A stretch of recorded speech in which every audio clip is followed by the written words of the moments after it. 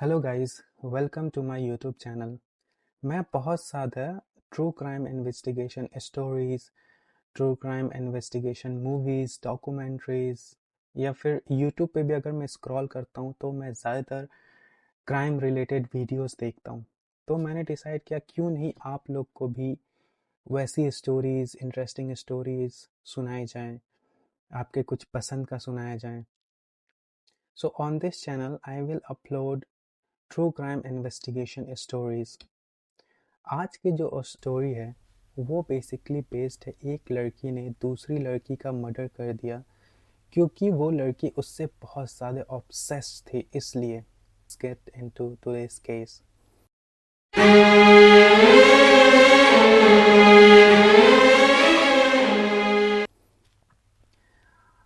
Today's case will revolve around two girls. One is Rachel Barber and second is Caroline Reed Robertson. Rachel barber जो थी वो 15 साल की प्यारी लड़की, गुड लुकिंग, टॉल। और रेचल बार्बर जो है बचपन से ही उसका स्टडीज़ में कोई इंटरेस्ट नहीं था। बचपन से ही वो डांस सीखना चाहती थी, मॉडल बनना चाहती थी। ठीक है, जिस चीज़ को उसके पेरेंट्स ने भी सपोर्ट किया। उसके मॉम डैड का नाम था Elizabeth barber and Michael barber, और उसकी दो बहनें भी थी, टू यंगर सिस्टर्स, जिसका नाम था हीथर एंड एस्ली रोज। रिपोर्ट्स के मुताबिक आता है उसकी माँ ने बोला कि रेचल को बचपन से ही स्टडीज़ में कोई इंटरेस्ट नहीं था, वो बेसिकली डांस सीखना चाहती थी। तो उसकी माँ ने उसका एडमिशन करा दिया डांस फैक्ट्री जो मेलबर्न में है, as a full time student. और वहाँ पे एक और बंदा डांस सीखता था जिसका नाम था इमैनुअल कैरेला। बाद में वो दोनों रिलेशनशिप में आए थे। और यहाँ पे दूसरी लड़की आती है जिसका नाम है Caroline read Robertson. Caroline read Robertson job भी करती थी और एज अ पार्ट टाइम वो रेचल बार्बर के फैमिली के लिए बेबी सिटिंग भी करती थी। अब रॉबर्टसन जो है वो रेचल से बहुत ज़्यादा ऑब्सेस थी, बहुत ही ज़्यादा ऑब्सेस थी। वो खुद के लिए एक जर्नल लिखती थी जिसमें उसने रेचल के लिए लिखा था, ग्रीन हिप्नोटिक आई, टॉल, ब्यूटीफुल। और एक चीज़ और, रेचल जो है वो बहुत ही फन लविंग गर्ल थी। अपने नोन सर्कल या अपने फ्रेंड्स के बीच वो बहुत ही ज़्यादा फ़नी थी, बहुत ही ज़्यादा फन लविंग थी। लेकिन एज अ सेम टाइम वो इंट्रोवर्ट भी थी। अगर वो किसी अननोन पर्सन से मिलती थी तो उसके उनके सामने वो इंट्रोवर्ट बन जाती थी। उनके सामने वो ज़्यादा बातचीत नहीं करती थी। I think like most of you guys are like that. I'm also like that, you know. But Caroline जो है वो खुद से ज़्यादा प्यार नहीं करती थी। उसने खुद के लिए अपने जर्नल में लिखा था, pizza looking face, brown and oily girl. Like अपने आप से उसको कुछ प्यार नहीं था, उसको बेसिकली रेचल बनना था। जैसी रेचल दिखती है उसको बेसिकली सेम बनना था। अब 28 फरवरी 1999 को कैरोलाइन रेचल को फ़ोन करती है और बोलती है कि अगर तुम मुझे साइकोलॉजी के स्टडी में हेल्प करोगी तो मैं तुम्हें $100 पे करूँगी। और उसने एक कंडीशन दी थी, उसने ये बोला था कि तुम ये चीज़ किसी को बताना मत कि तुम मेरा अपार्टमेंट आ रही हो और मुझे हेल्प कर रही हो स्टडीज़ में। ठीक है, तो रेचल ने भी बिलीव कर लिया क्योंकि रेचल उसको, कैरोलाइन को बहुत दिनों से जानती थी। कैरोलाइन उसके यहाँ बेबी सिटिंग कर रही थी, तो कोई शक करने की कोई बात ही नहीं है। आप इस हिसाब से सोच सकते हो, अगर आप किसी नोन पर्सन से डेली मिल रहे हो, अगर वो नोन पर्सन बोलेगा कि मेरे घर आ जाओ, मुझे ये चीज़ में हेल्प कर दो, बट किसी को बताना मत, तो ऑब्वियसली तुम ज़्यादा उस पर शक नहीं करोगे। Same cheese goes here. Rachel ने एग्री कर गया, रेचल बोली कि ओके मैं आऊँगी, तुम्हें हेल्प कर दूँगी। और रेचल ने किसी को बताया भी नहीं कि वो कैरोलाइन के अपार्टमेंट जा रही है उसे स्टडीज़ में हेल्प करने के लिए। तो इन इन दोनों का प्लान था कि ये ट्रैम्प स्टेशन जाएंगे और ट्रैम्प में दोनों साथ अपार्टमेंट आएंगे। ठीक है, next day on 1 March 1999 Rachel के डैड रेचल को ट्रैम्प स्टेशन तक छोड़ते हैं और रेचल अपने डैड को बोलती है कि I will be back by 6:15 PM। Rachel के डैड ने भी कुछ पूछा नहीं, क्योंकि Rachel as a model part time job भी करती थी, तो रेचल के डैड को लगा कि कोई पार्ट टाइम जॉब होगी एज अ मॉडल, इसलिए जा रही है। रेचल और कैरोलाइन दोनों अपार्टमेंट आए। पहले कैरोलाइन ने रेचल को पिज़्ज़ा ऑफ़र किया और उस पिज़्ज़ा में उसने ड्रग मिला रखे थे। ठीक है, तो रेचल ने पिज़्ज़ा विज़्ज़ा खा लिया पहले। फिर कैरोलाइन ने बोला कि हम स्टडीज़ स्टार्ट करने से पहले मेडिटेट करते हैं, like we should close our eyes and meditate. तो रेचल ने बोला कि ओके ठीक है, पहले मेडिटेट कर लेते हैं, उसके बाद से पढ़ेंगे। तो जैसे रेचल ने अपनी आंखें बंद की, कैरोलिन ने उसको टेलीफोन कॉर्ड से उसके गले को स्ट्रैंगल करने लगा। और उस वक्त रेचल भी ज़्यादा अपने बचाव में कुछ कर नहीं पा रही थी, क्योंकि रेचल ऑलरेडी ड्रग्ड हो चुकी थी। ठीक है, फिर जब कैरोलाइन को लगा कि Rachel is no more, she is already dead, तो उसने उसकी बॉडी को अपने वार्डरोब में छुपा दिया। अब रेचल बहुत लेट नाइट तक घर नहीं आई, तो उसके पेरेंट्स फिर परेशान हो गए। तब उसके पेरेंट्स ने फाइल रिपोर्ट कर दी कि मिसिंग, मेरी बेटी मिसिंग है, आई नहीं। बट पहले पुलिस ने इस केस को रन अवे केस की तरह ट्रीट किया, क्योंकि उस टाइम पे बहुत सारे ऐसे यंग बच्चे या फिर टीनेजर्स ऐसे होते थे जो घर से भाग जाते थे अपने पेरेंट्स से परेशान होके। सो पुलिस ने सोचा कि मे बी रेचल भी परेशान हो गई है, इसलिए भाग गई है वो अपने घर से, कुछ दिनों बाद वापस आ जाएगी। लेकिन फिर पुलिस ने क्या किया, फर्दर इन्वेस्टिगेशन किया। Obviously like protocol, they have to investigate further. जब पुलिस ने फर्दर इन्वेस्टिगेशन किया, तब पुलिस ने बार्बर फैमिली के टेलीफोन रिकॉर्ड्स निकाले। जब पुलिस ने टेलीफोन रिकॉर्ड चेक किया, उस टेलीफोन रिकॉर्ड से ये पता चला कि जिस रात रेचल बार्बर मिसिंग हुई थी, उस रात कैरोलिन ने बार्बर फैमिली को फ़ोन किया था, उसकी बात हुई थी रेचल से। सो यहाँ पे पुलिस ने कैरोलिन को एज अ सस्पेक्ट ट्रीट किया।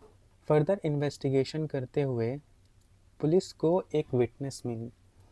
वो बेसिकली वो लड़की रेचल के साथ ही उसके डांस क्लास में उसके साथ ही प्रैक्टिस करती थी। उसने बताया कि उस दिन उसने रेचल को ट्रेन में देखा था और वो बहुत ही प्यारी लग रही थी, और वो एक लड़की के साथ थी जिसका फेस बहुत ही प्लेन लुकिंग था। अब ऑब्वियसली पुलिस ने पहली कैरोलाइन को सस्पेक्ट कर लिया था, तो पुलिस को लगा okay may be this should be Caroline.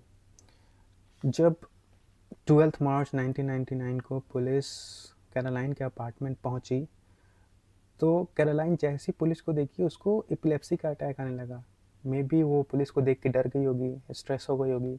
If you guys don't know what is epilepsy, epilepsy is basically मिर्गी का दौरा। जब पुलिस ने अपार्टमेंट का इन्वेस्टिगेशन किया, तो पुलिस को बहुत ही शॉकिंग चीज़ें मिली।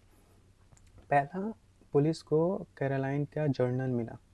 ठीक है, उस जर्नल ने, you guys like if you guys know this, you guys can't believe this, like how a girl can think like this, imagine like this before murdering. Like she basically road mapped everything in her journal.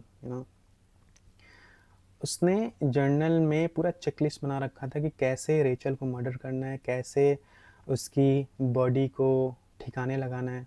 उसने लिखा था journal में कि सबसे पहले Rachel को drug देना है, उसकी बॉडी को आर्मी बैग में रैप करना, उसकी बॉडी को आर्मी बैग में डालना है, फिर उसकी बॉडी को डिसफिगर करना है, लाइक उसकी बॉडी को बिगाड़ना है कि कोई उसे पहचान ना पाए कि उसकी बॉडी है, रेचल की बॉडी है। फिर उसको कहीं दूर जाके डंप कर देना है। ठीक है, फिर बैंक लोन अरेंज करना है, कारपेट क्लीन करना है और अपने बालों के कलर को चेंज कराना है। ठीक है, और उस जर्नल के मदद से पुलिस ने बेसिकली बॉडी का लोकेशन पता किया कि कहाँ पे है बॉडी का लोकेशन। उसने कैरोलाइन ने जर्नल में और भी डिस्क्रिप्शन दिए थे कि उसने बेसिकली बॉडी कहाँ गाड़ा, कैसे गाड़ा, बॉडी को वहाँ तक कैसे ले गई। सो उसने बेसिकली बॉडी को रग में रैप किया, फिर उसे आर्मी बैग में डाला, फिर एक ट्रक हायर किया और ट्रक ड्राइवर को बोला कि ये स्कल्पचर है जिसको मुझे अपने फादर के फार्म में पहुंचाना, और उसके फादर का फार्म किलमोर मेलबर्न में लोकेटेड था। ठीक है, वहाँ पे कैरोलाइन ने रेचल की बॉडी को डंप किया और रेचल की बॉडी को अपने उसकी कैरोलाइन की एक पेट हुआ करती थी जिसका नाम था लूसी, उस सेमेट्री के बगल में उसने रेचल के बॉडी को गाड़ा था। फिर पुलिस को 2 और चीज़ें मिली। ठीक है, जर्नल के साथ साथ 2 और चीज़ें मिली। एक जो बैंक लोन था, $10,000 का उसने बैंक लोन लिया था, और दूसरी सबसे शॉकिंग चीज़, पुलिस को वहाँ पे एक एप्लीकेशन मिला बर्थ सर्टिफिकेट का, और वो एप्लीकेशन बेसिकली रेचल के नाम पे था। सो कैरोलिन क्या करना चाहती थी, वो बेसिकली मर्डर वर्डर सब कुछ करने के बाद बैंक से $10,000 लेना चाहती थी, और वो रेचल के नाम पे कहीं भाग जाना चाहती थी। Like can you guys imagine this much obsessed she was with Rachel? Like this is shocking for me. Like पहले पूछताछ में कैरोलाइन ने तो डिनाई कर दिया कि नहीं मैंने मर्डर नहीं किया। अक्टूबर 2000 में कैरोलाइन को 20 साल की सज़ा सुनाई गई, और इस केस पे जो जज थे जिनका नाम था फ्रैंक विंसेंट, उन्होंने कहा कि this case is so shocking, how a girl can pre-plan all this murder and just murder another innocent girl just for her obsession, just she wanna be her। Case पे जो psychiatrist थी जो Caroline की counselling कर रही थी, उसने बताया कि कैरोलाइन जो है वो लो सेल्फ इस्टीम और पर्सनालिटी डिसऑर्डर से गुजर रही थी, और उस काउंसलिंग में कैरोलाइन ने साइकेट्रिस्ट को बताया कि उसने एक ब्लैक पेंटिंग बनाई थी, और like that painting was totally black, like nothing in that painting, और वो उस पेंटिंग में बस खुद को एज अ रेचल इमेजिन करती थी। She was that much obsessed with her. But Caroline ने 15 साल की सज़ा काटी, और 2015 में वो पैरोल पे रिलीज़ हो गई। ठीक है, सबसे बड़ी बात कि उसने कभी रेचल के लिए माफ़ी नहीं मांगी। उसको कभी ऐसा नहीं लगा कि मैंने जो भी किया गलत किया। जेल में भी वो अपने लुक, हेयर स्टाइल और बिहेवियर को रेचल के जैसा बदल रही थी। जब पुलिस ने एलिजाबेथ बार्बर को कैरोलाइन की नई पिक्चर दिखाई तो उन्होंने बोला कि मैं उसे पहचान भी नहीं पाई। वो अपने लुक को टोटली ही चेंज कर चुकी थी। उसने अपने कर्ली हेयर को स्ट्रेट कर दिया था। वो अपने 15 साल की सज़ा में भी ना वो अपने आप को बस चेंज कर रही थी। वो बस ये सोच रही थी कि मैं रेचल कैसे बनूं। वो ये नहीं सोच रही थी कि मैंने जो किया वो गलत किया।